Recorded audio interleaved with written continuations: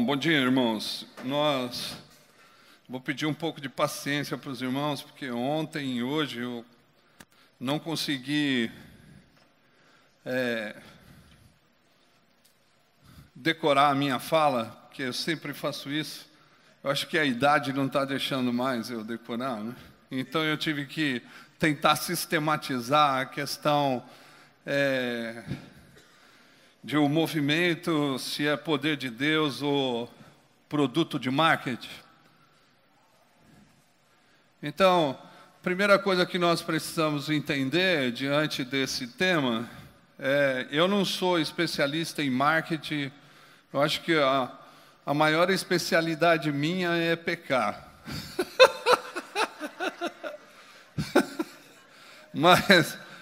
Mas assim, eu sei que a faculdade de marketing hoje é uma profissão que está no topo da cadeia em relação ao mercado, porque tudo que nós vemos ou fazemos é produto de algum marketing ou que nós adquirimos. Então, o marketing ele toma vulto perto de 1940 e ele vai tomando uma ideia que você tem até uma matéria no marketing chamada necessidades humanas, mas essa necessidade humana não é a necessidade humana, é fazer com que o ser humano entenda que ele necessita do produto que a empresa está vendendo, ou seja, trabalha com consumo. Então, o marketing também trabalha com uma ideia de um autor chamado René Girard. Eu não sei quantos conhecem, mas existe um livro fino que você pode adquirir ou até mesmo baixar em PDF chamado Violência e o Sagrado, aonde ele vai trazer um termo do mimetismo ou um termo da biologia para dentro do pensamento em relação à filosofia e também em relação à teologia. E o que é o mimetismo? Nada mais é do que aquilo que o marketing faz. Então, o que o marketing ele usa? Qual é a ferramenta que ele usa? Então, ele quer vender um carro, na propaganda ele coloca o que e quem. Isso. Né? Mulher pelada. Cachorro, que hoje está em moda, né? Você tem um cachorrinho, né, do lado, junto com uma mulher bonita. Isso. Quando você quer vender um perfume, é muito claro. Não sei quantos já viram a propaganda do Antônio Bandeiras, do perfume do Antônio Bandeiras. Ele vai passando numa tapete vermelho e tem várias portas que as mulheres vão se derretendo quando ele vai passando. Então, é isso mesmo. É essa a ideia que eu quero esse aí. Então eu vou comprar. Por que eu vou comprar? Primeiro, porque eu não quero ser eu quero ser o Antônio Bandeiras. Segundo, porque se eu usar o perfume do Antônio Bandeiras, eu vou fazer as mulheres se derreterem. É isso. As mulheres gostam. Acho que é isso, né? Mas isso é o mimetismo. Mimetismo é você ser quem você não é. E você adquirir coisas para que você seja o outro. Então, René Girard ele vai trabalhar essa ideia do mimetismo, né? Que ele vai se colocar no lugar do outro, pensando em obter o que o outro tem. Por isso que nós temos aquela luta para adquirir, consumir e fazer as coisas. Está dentro dessa dinâmica mimética. E o marketing ele usa muito disso. Então, nós podemos usar o marketing? Claro, podemos e devemos. Devemos usar o marketing. Por quê? Porque hoje ninguém vive sem rede social. E o que acontece no mundo, nós precisamos estar ligados.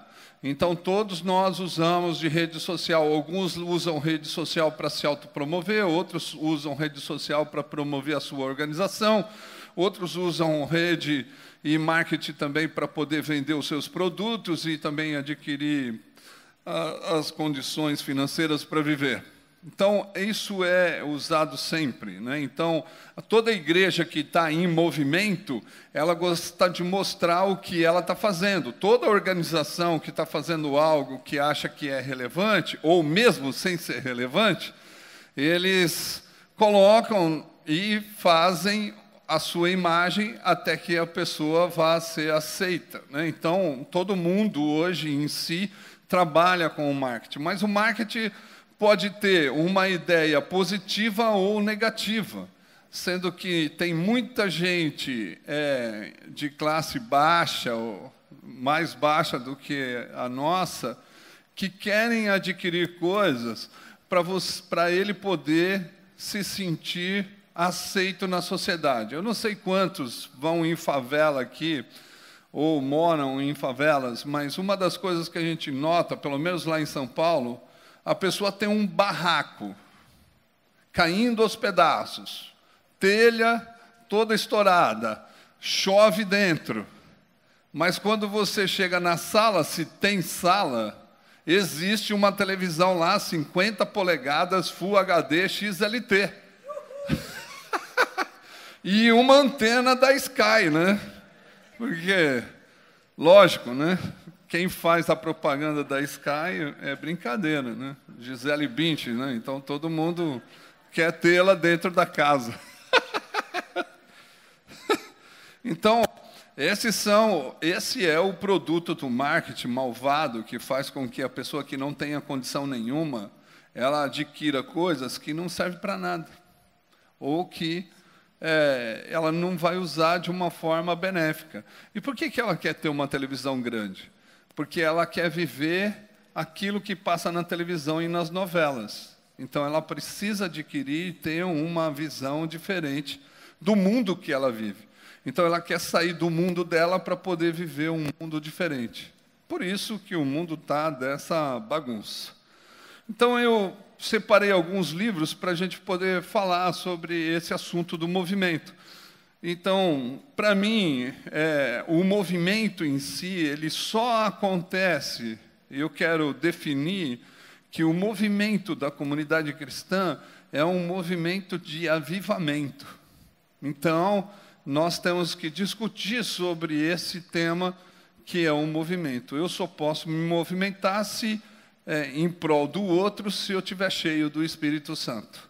Se eu não estiver cheio do Espírito Santo, eu vou simplesmente agir de aplacar a minha consciência que está pesada, dando dinheiro ou fazendo outras coisas, e aí eu vou falar que eu estou fazendo missões porque eu dou dinheiro. Então, essa é uma das condições que nós temos que ter. E aí eu escolhi alguns livros para a gente poder pesquisar. E aí eu trouxe o nome dos livros para você poder ter e adquirir. Um é Reavivamento, do Wesley Duell, é um livro antigo.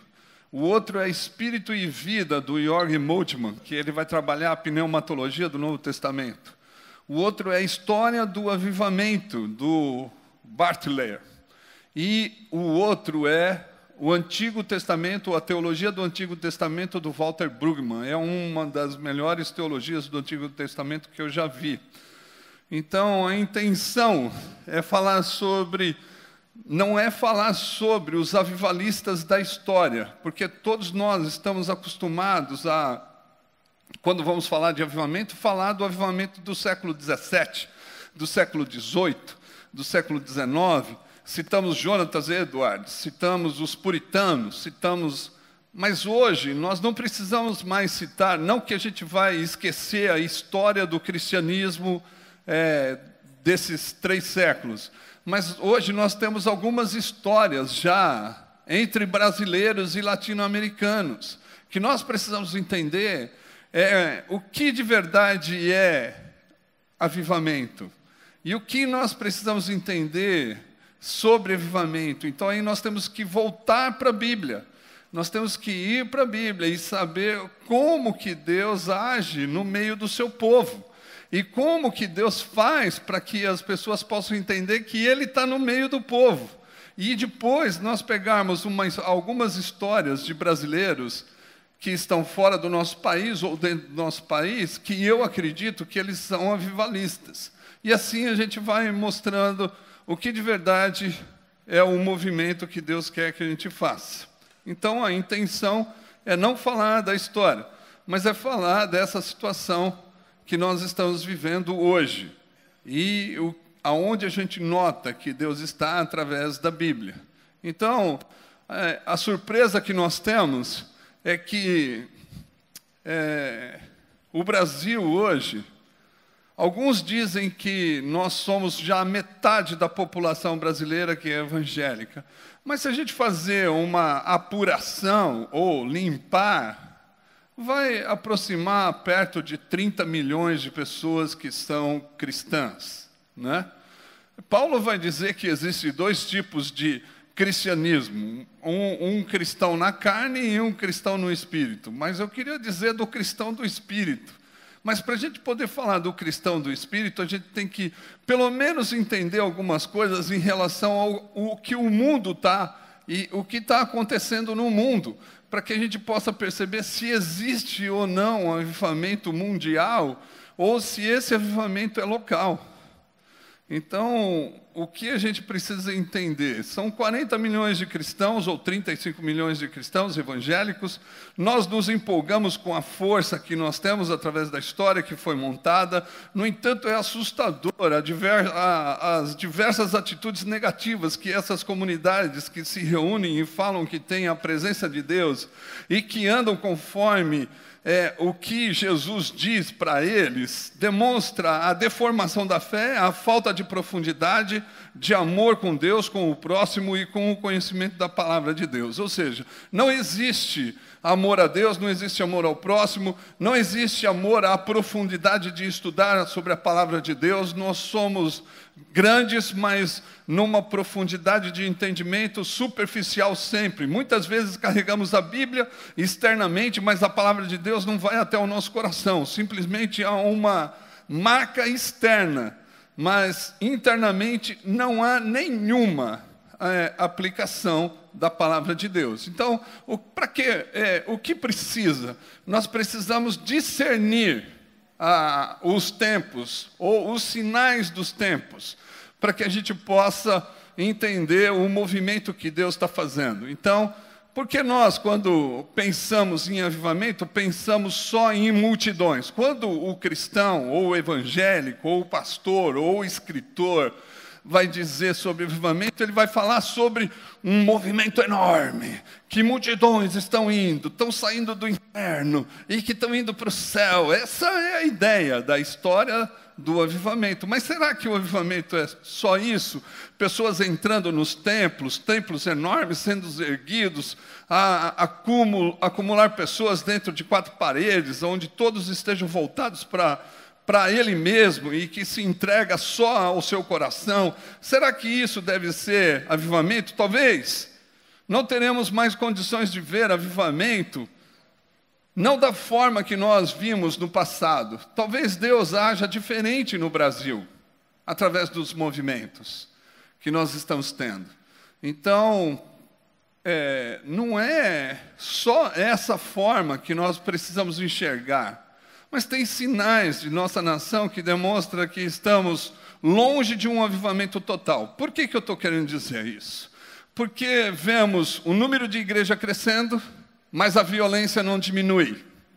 Nós vemos um número de cristãos crescendo, mas nós não vemos a pobreza diminuindo.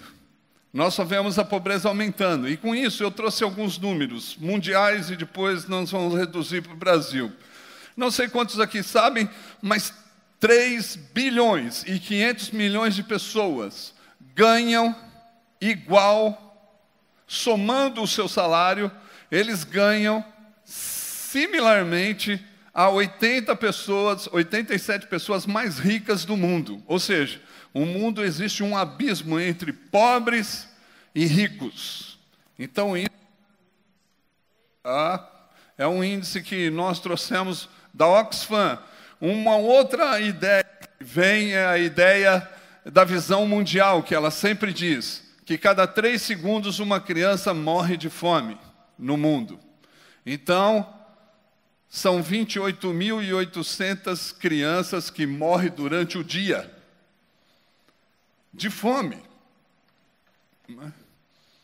E existem, o Adriano Celar, num livro chamado Justiça Social, ele vai dizer da seguinte forma, que 2 bilhões e 500 milhões de pessoas têm acesso a alimentação por dia. Sendo que o mundo produz grãos para que 12 bilhões de pessoas podem comer. E aí vem a pergunta, será que o mundo está de verdade avivado? Será que a gente tem consciência dessa disparidade que acontece no mundo? E se nós formos olhar para o Brasil, nós vamos ver que pessoas ainda moram em favelas e nem habitação têm. 54 milhões de pessoas moram de forma desumana no Brasil. Ainda temos analfabetos no nosso meio. Então é algo que a gente precisa entender. E aí nascem algumas perguntas para que a gente possa responder. O principal exemplo de Jesus não foi a partilha ou o compartilhar? Por que que pessoas que se dizem cheias do Espírito Santo, ela não tem condições de abrir mão daquilo que ela adquiriu em prol do outro?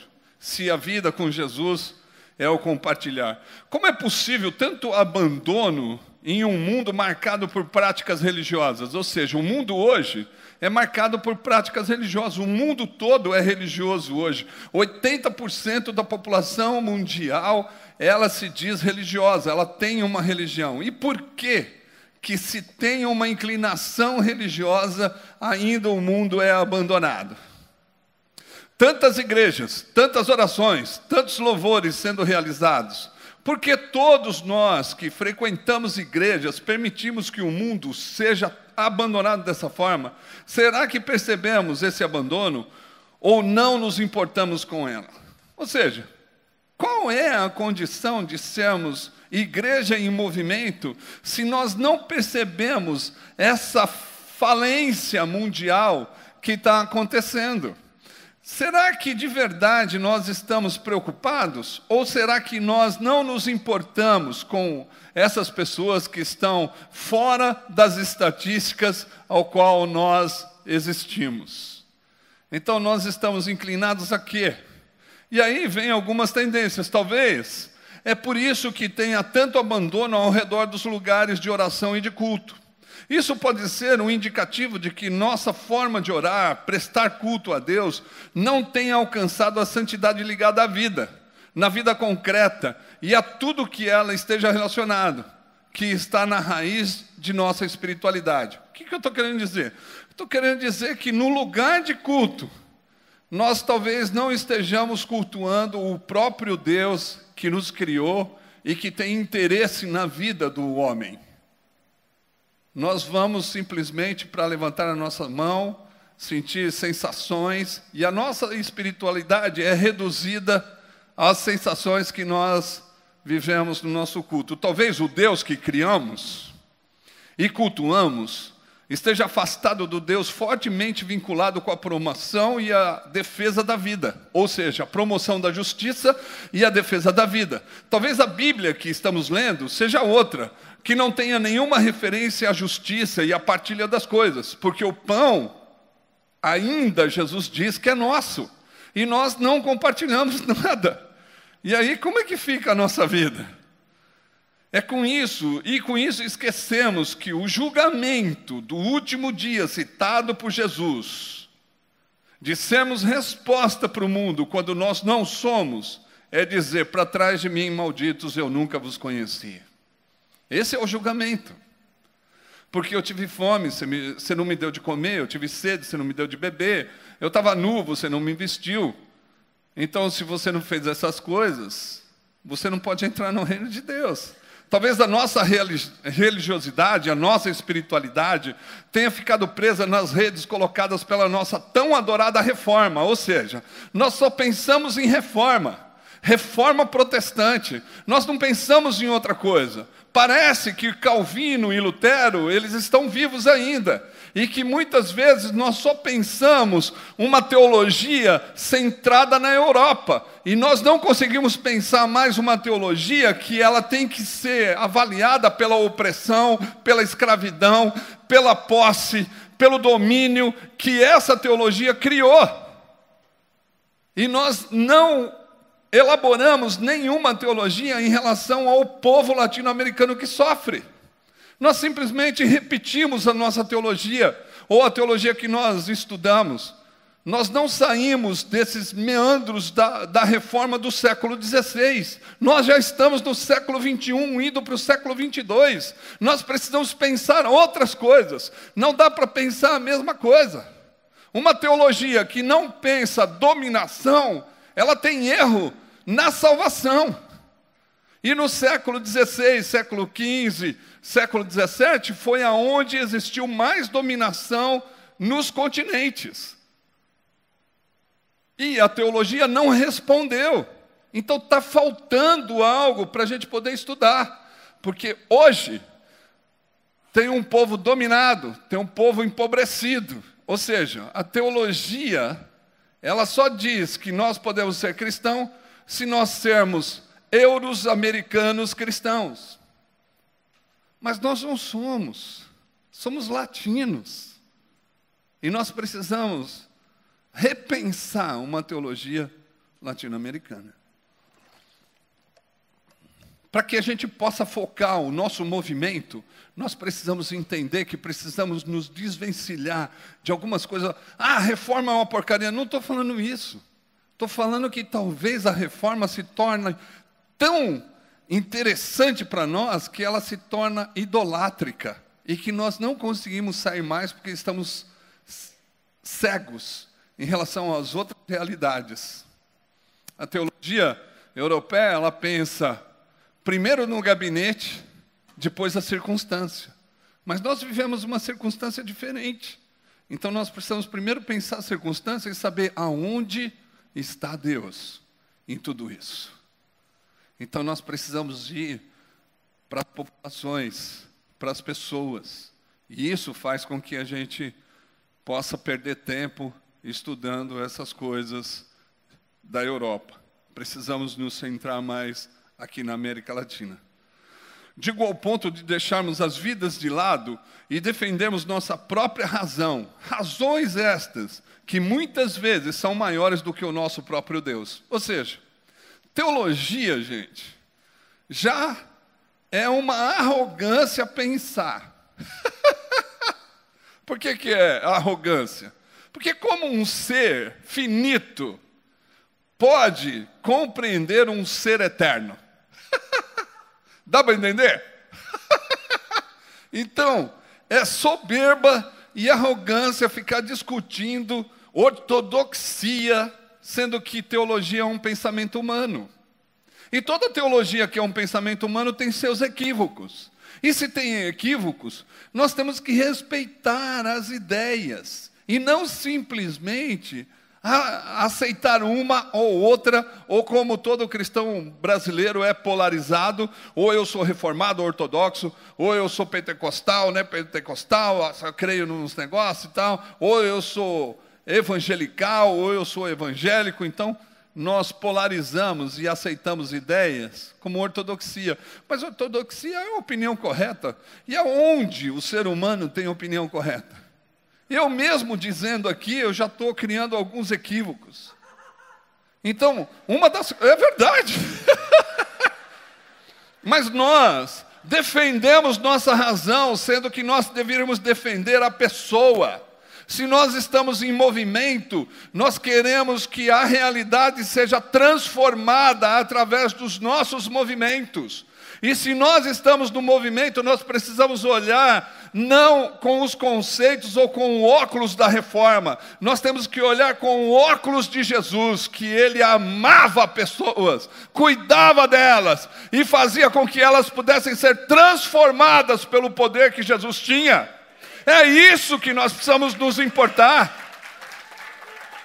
Deus nos chamou para amar pessoas e não coisas. Deus nos chamou para amar pessoas e não simplesmente ficar amarrado nas nossas razões, que muitas vezes nós afastamos pessoas porque nós não pensamos iguais a elas. Se você não pensa igual a mim, então você não pode ser meu amigo. Existe ainda hoje avivamento ou movimento que venha de Deus? Quando o movimento ou avivamento acontece, a sociedade, a cidade, o bairro são invadidos pela presença de Deus ao ponto de transformar todas as pessoas que estão ao seu redor?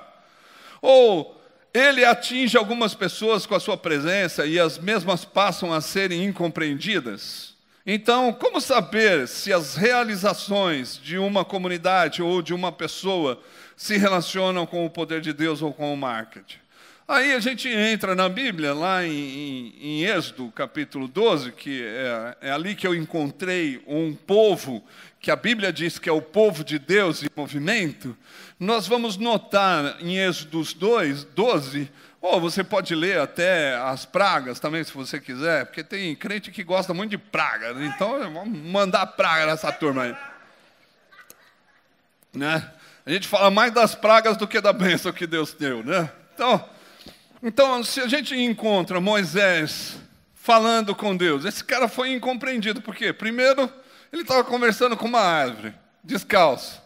Imagina você, ali no deserto, ali no sertão.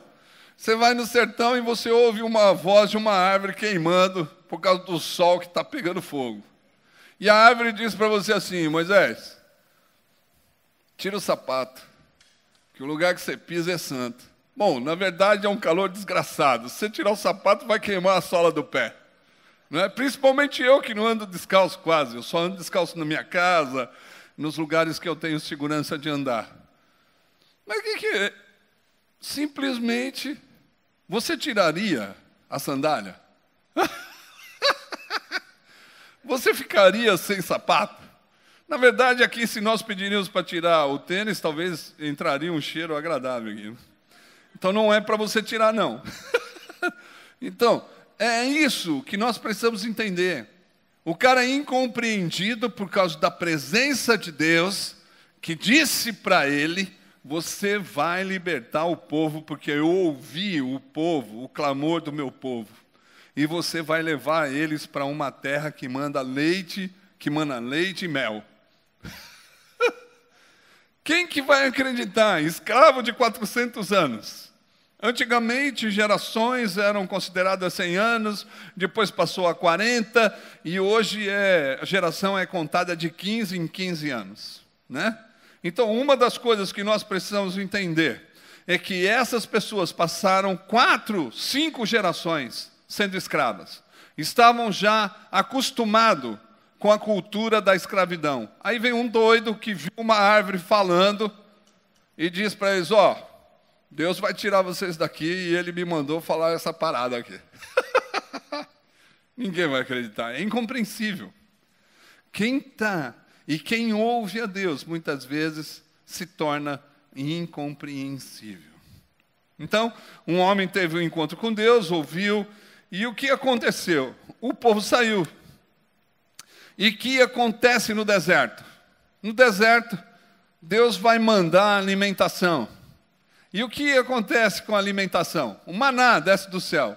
E o que Deus faz? Deus fala para o povo da seguinte forma: vocês vão pegar 1 gomer por dia, não pode pegar mais.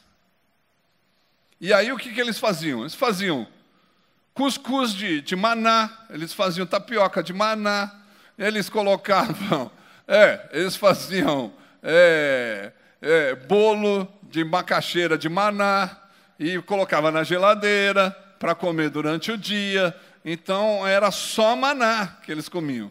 De vez em quando aparecia uma codorniz que matava muita gente. né? Mas o que ele quer ensinar? O povo que está no movimento, o povo que está a caminho, o povo que está indo para uma terra que mana leite e mel, precisa aprender que a primeira coisa que ele precisa ter é dependência divina. Se não tiver dependência, não vai chegar na terra. Segunda coisa que ele precisa aprender diante desse maná é dizer que ninguém vai comer diferente, vai todo mundo comer maná. E a quantidade é a mesma. Ou seja, o que Deus está dizendo? Deus está dizendo que nós temos que aprender a dividir e comer da mesma coisa que todo mundo come. Ou seja, se nós olharmos direito para o texto, nós vamos perceber que o movimento no deserto é uma denúncia contra o consumismo. E hoje nós vivemos para consumir. Só isso. É uma denúncia. O movimento, quando começa a entender que Deus vai na frente, é aquilo que faz com que a gente entenda que Deus, Ele vai sustentar a gente em todos os momentos da nossa vida. O movimento, ele não pode ser, apesar de eu tentar sistematizar aqui, ele não pode ser metodológico. Por que ele não pode ser metodológico? Porque Jesus, ele disse, o vento sopra e você ouve e sente, mas você não sabe de onde ele vem e nem para onde ele vai.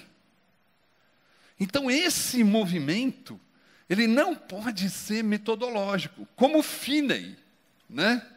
Como Finney fez, que ele criou várias metodologias para que as pessoas pudessem entender o avivamento, né? E quando eu me converti, era muito interessante, por quê? Porque as pessoas mandavam você sentar na cadeira, aí vinha 4, 5 obreiros em cima de você, o pastor colocava a mão, o obreiro colocava a mão e dizia para você, fala glória, vai, repete glória, glória, glória, glória. Aí você fala tanta glória que você fica tão cansado com a mão na cabeça, né? Na sua cabeça, que você começa a falar coisa que ninguém vai entender. Aí o cara fala, foi batizado em línguas agora. Então agora você está cheio do Espírito Santo. Eu passei por um outro movimento que é aquele negócio de cair, né? Aquele negócio, o cara joga o paletó, faz as coisas e tal, e aí o cara cai. Aí teve um menino que veio, eu caí, Deus me empurrou, eu fiquei no chão não sei quantas horas e tal. Eu falei, beleza, isso mudou o que é a sua vida? Eu falei, não, você parou de transar com a sua namorada? Não. Você parou de não obedecer a sua mãe? Não. Você ainda está pensando em engravidar ralo no banheiro sempre que você vai tomar banho? Não. Então, não serviu para nada. Caiu e não serviu para nada. Não mudou absolutamente nada a sua vida. Para que cair? E eu nunca vi ninguém na Bíblia cair para trás. Todo mundo cai ajoelhado. Então, esse é um problema. Então, não tem metodologia. Não existe. Então, essa é a primeira coisa. A metodologia faz com que nunca sejamos surpreendidos pela presença de Deus. Talvez Deus tenha um método, mas Ele não impede de surpreender a gente com a sua presença. Isso é uma das coisas que acontece quando nós estamos em movimento. Nós somos surpreendidos por coisas que Deus vai fazendo através das nossas vidas, através da vida que a pessoa está em movimento. Não existe uma metodologia. Podemos ser tomados por um poder sobrenatural, mas se nós não para não fazermos algo para a sociedade, não terá passado de algo que sentimos como uma borboleta na barriga. Ou seja, todo o movimento que Deus quer é em prol da sociedade. Não é em prol de mim mesmo, é em prol do outro. Deus faz com que a gente se aproxime do outro quando nós estamos em movimento. Deus faz com que a gente enxergue o outro. Deus faz com que a gente possa sentir o que o outro sente. Por isso que nós estamos em movimento. Nós temos que ir resolvendo os problemas. Deus nos chamou para resolver problemas. Podemos falar até em línguas, mas ao mesmo tempo não temos atitude nenhuma de amor para com o próximo, e isso não terá sido avivamento. Ou seja, você pode falar em língua, você pode profetizar, você pode curar pessoas, você pode fazer várias coisas, mas se você não tiver amor, para nada serve, de nenhuma maneira. Então, essa é uma das coisas que nós precisamos entender. Não dá para ter metodologia. Em terceiro lugar, a gente precisa entender que, se não passar pela cruz de Jesus, que vai fazer com que a gente se arrependa dos nossos pecados, e que vai fazer com que a gente mude a visão que nós temos do mundo, em relação a não desejar o mundo, mas em ver o mundo em chamas, ao ponto de nós querermos ir lá para poder sacar pessoas, não é avivamento, se não passar pela cruz. A cruz faz com que a gente tenha uma nova visão do mundo. E essa nova visão do mundo faz com que eu possa me envolver nos problemas desse mundo que diz hoje. E nós estamos no Ceará. E se você está no Ceará, você tem um loco, você tem um lugar para você poder atuar na vida das pessoas. Então, isso tem que acontecer.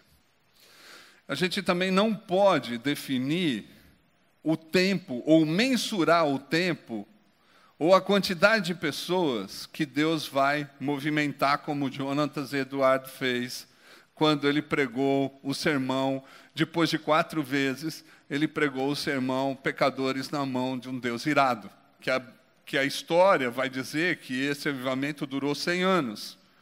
Mas nós não podemos mensurar. Talvez dure 2 dias, talvez dure 10 anos, talvez dure 100, talvez atinja uma pessoa, e ela vai transformar o lugar onde ela está. Então a gente não tem condição de avivar, de mensurar os lugares. O quarto lugar, gostaria de deixar claro que não existe exclusividade masculina no avivamento.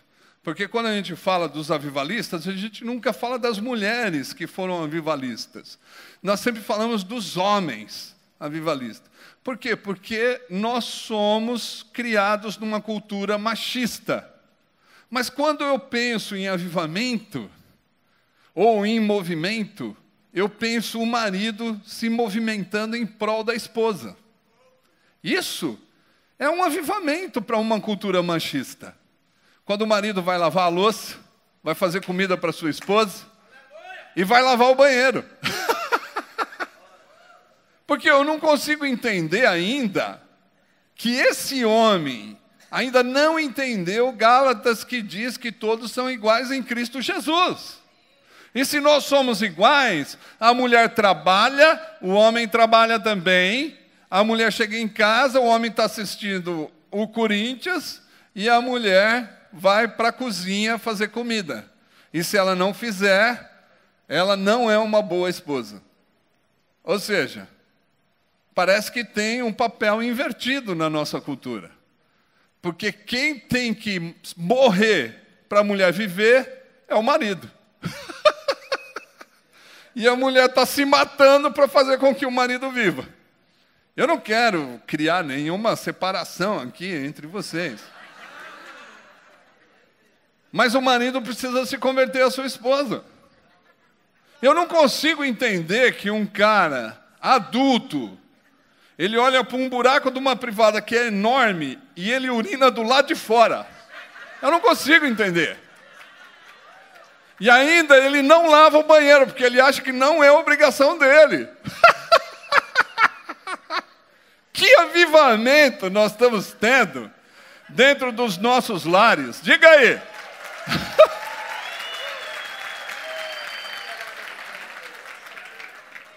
Então eu acredito que o primeiro movimento que nós precisamos ter, nós homens, precisamos ter um movimento em prol da nossa esposa.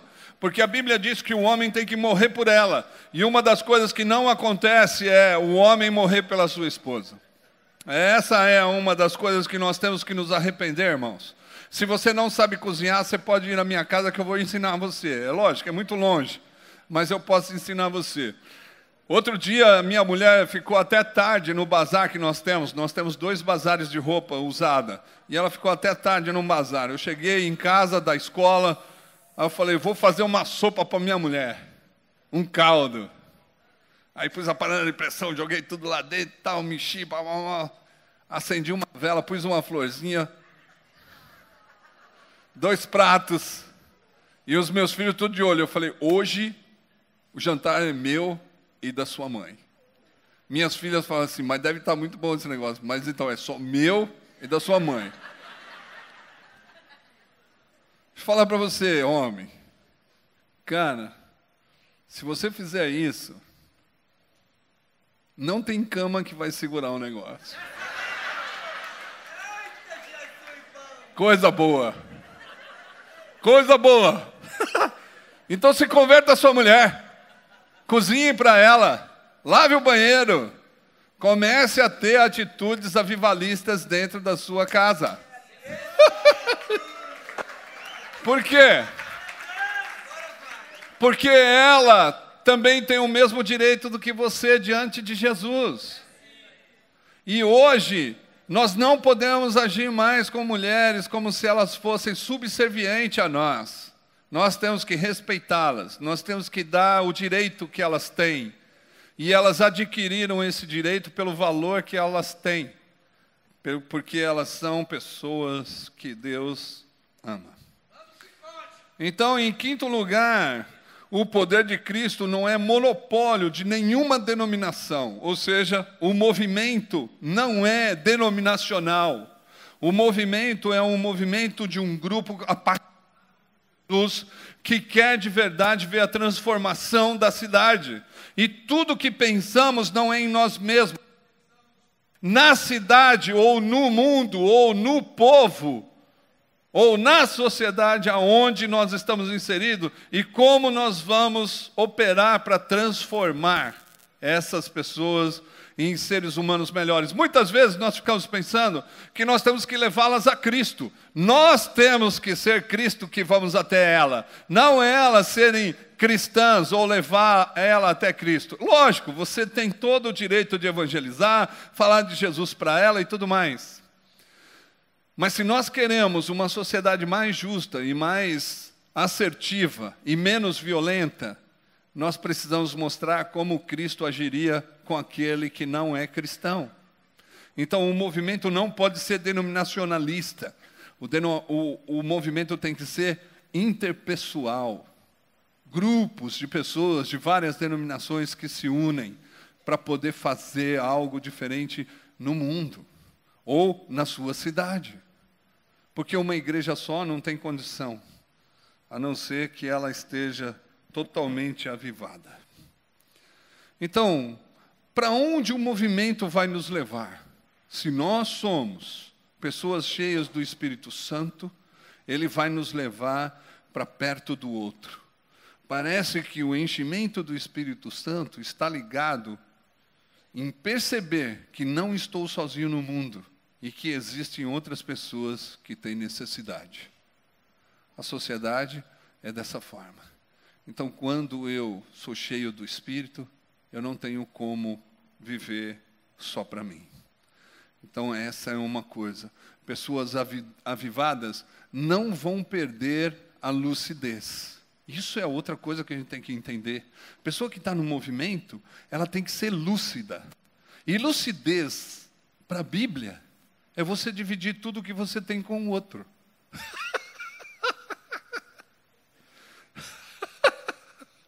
Não tem outra lucidez no Novo Testamento que diga, faça tudo em prol de você, tenha tudo o que você quiser. Mas a Bíblia vai dizer, se você tem o que comer, o que vestir, dá-se satisfeito. E se tem gente passando necessidade, não pode ter, porque você faz parte do reino de Deus. É algo que a gente precisa entender na nossa vida. É algo que nós precisamos compreender, que o Espírito Santo está nos chamando a um movimento ao outro, a um movimento de transformação da cidade. Mas para isso eu preciso abrir mão do meu conforto, eu preciso abrir mão dos meus poderes, eu preciso abrir mão da minha condição financeira para que o outro possa ter. Só dá para fazer isso se Deus te encher. Se Deus não te encher, não tem condições. Pessoas cheias do Espírito Santo vão fazer isso. E eu quero terminar de falar. Que oração? Já deu? Já deu? Eu quero terminar dizendo da seguinte forma. Eu quero terminar dizendo de brasileiros e brasileiras que transformaram regiões aonde eles estavam. Isso para mim é avivamento. Quando eu olho para uma mulher chamada Nauzira do Nascimento, há 18 ou 20 anos atrás, ela foi reprovada pela Junta de Missões Mundiais e ela foi ser voluntária como enfermeira na Angola. E quando houve a guerra na Angola, ela foi a única que subiu no avião, e quando todos os missionários estavam no avião, ela olhando, antes do avião partir, ela disse, não posso deixar, porque Deus me chamou para cá. E ela desceu do avião e foi a única missionária que permaneceu no país em guerra. Ela cooperou na construção da cidade aonde ela ficou. E ela conta no seu livro que bombas passaram próximos da casa dela, e a casa dela não foi atingida. Ela tem medo ainda das coisas, de barulho, de explosão, porque remete ela de volta à guerrilha que estava acontecendo. Mas lá ela foi tão usada por Deus, que ela construiu indústria, que ela construiu um seminário, que ela construiu uma biblioteca, que ela pôs uma lanchonete, ajudou a plantar várias igrejas depois da guerra, reconstruiu parte de hospitais. Essa mulher é uma mulher. Será que ali ela não estava cheia do Espírito Santo? Hoje ela volta para o Brasil, ela tem amigos riquíssimos, mas ela decide passar o Natal com marginais. Ela poderia ganhar milhões, porque ela já viveu a sua vida, ganhou um apartamento e tudo mais, mas ela decide dividir a vida com os outros. Será que isso não é avivamento? Poderíamos falar de um cara chamado José Dilson, que é um brasileiro, um baixinho, do Rio Grande do Sul, que ele foi para Senegal trabalhar com crianças de ruas, abandonadas, que ninguém queria, e ele fez uma grande organização no Senegal. E lá ele começou a trabalhar com as crianças, encheu a organização de crianças, ele estava dando escola para as crianças, ele estava dando saúde para as crianças, ele estava dando lazer para essas crianças que não eram amadas. Ele e a esposa estavam sendo amantes dessas crianças. E por causa da denúncia de um homem, ele foi preso no Senegal. E quando ele chegou no Senegal, o que aconteceu com esse homem? Ele foi preso, e quando ele foi preso, o que aconteceu com ele? Ele não ficou murmurando. Ele tinha diabetes, ele não tomou os remédios de diabetes que tinha.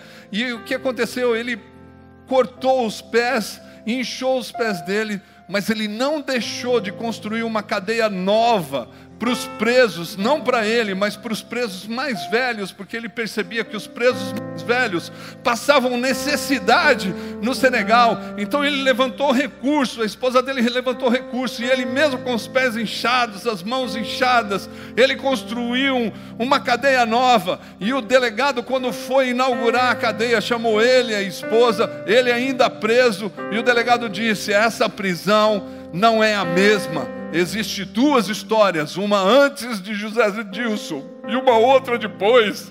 Foi um brasileiro, não foi um americano, que a gente nem sabe direito a história, só pelos livros, mas é fato que aconteceu nesse século. Esse homem mudou a delegacia, mudou a forma do direito do Senegal, porque ele teve atitudes de bondade aonde ele passou.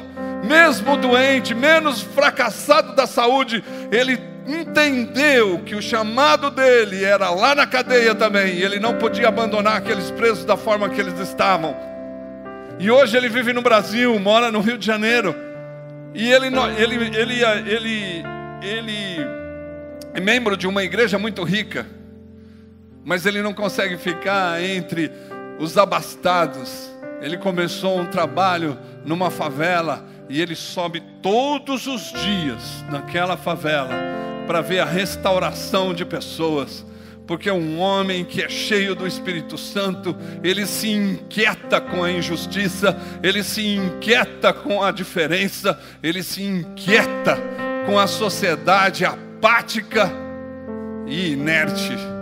Ele diz que ele é a resposta. O que dizer de um casal de médicos que é de Goiânia, que ele podia ganhar 90, 60 mil reais como médico, mas ele decidiu trabalhar um dia por semana.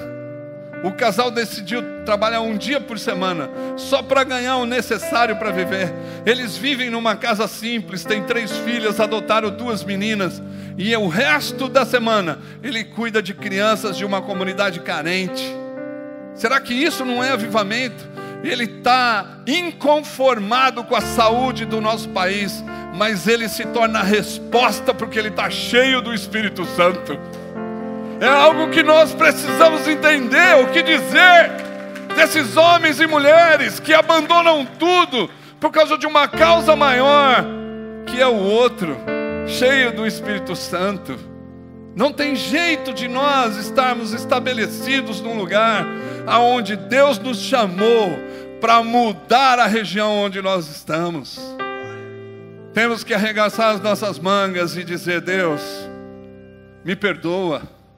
Temos que dizer nessa manhã, meus irmãos, que estamos arrependidos pela nossa inércia, pela nossa falta de ânsia por justiça, por ver a desigualdade batendo na nossa cara, e a gente não ter coragem de abrir a porta para se tornar igual ao outro.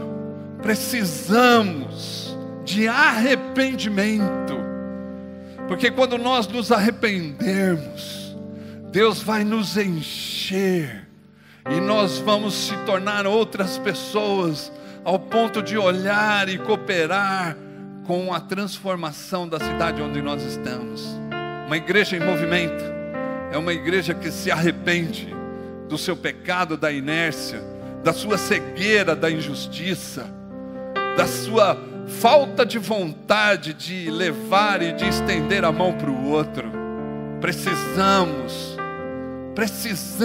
urgente de um arrependimento. Mas isso cabe a você. Cabe a você se arrepender. Eu quero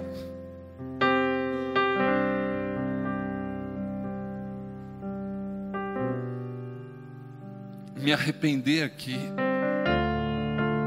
da minha falta de fé, da minha incredulidade. Eu quero me arrepender aqui da minha inércia em relação à injustiça desse país. Eu quero me arrepender aqui a minha falta de atitude em relação ao próximo que ainda passa fome, que ainda é analfabeto, que ainda não tem condições de morar num lugar digno. Eu quero me arrepender. Você quer? Faz parte comigo disso. Vamos permitir que o Espírito Santo nos encha com o seu poder, e que saiamos daqui diferente, ao ponto de falar: Deus, o Senhor pode nos usar. Você quer? Venha, eu vou orar por você. Vem aqui, eu vou orar por você. Eu quero. Vem aqui. Eu quero orar por você. Que você se arrependa. Aqueles que querem se arrepender de verdade da sua vida, dessa vida cômoda, dessa falta de incompreensão com a justiça, de não permitir mais que as pessoas passem sem ser vistas no nosso meio, Nós precisamos mudar esse país. E Deus não chamou os governantes, Deus chamou uma igreja arrependida, ao ponto de fazer diferença no seu país. Nós precisamos da presença de Deus. Nós precisamos, não de um movimento que é cheio de emoções, mas precisamos de um movimento com lucidez, ao ponto de vermos pessoas se dobrando pelas ações que nós vamos tomar a partir de hoje. Querido Deus, nós estamos aqui, Senhor.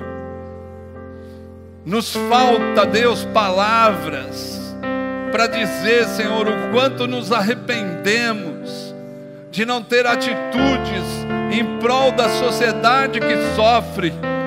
Mas nós, Senhor, nessa manhã queremos entrar na sua vibe, nós queremos entrar no seu movimento, nós queremos entrar, Senhor Deus, naquilo que te agrada, naquilo que é prioridade tua. Nós queremos, Senhor, fazer parte desse plano maravilhoso que o Senhor tem para a humanidade. Então, Senhor, eu sei que nós temos olhado muito para nós mesmos, eu sei que nós temos adquirido coisas, Senhor, que nós não vamos usar. Eu sei que nós estamos, Senhor Deus, vivendo uma vida regalada muitas vezes, mas nós queremos te pedir, Senhor, nos converta a uma vida simples, nos enche com teu Espírito Santo, e que nós possamos olhar para o outro de uma forma poderosa e cheia do teu amor. Para a glória do teu nome nós te pedimos isso, Senhor. Em nome de Cristo, o Senhor, te pedimos. Recebe, Senhor, esse arrependimento e enche os teus filhos com o teu Espírito Santo.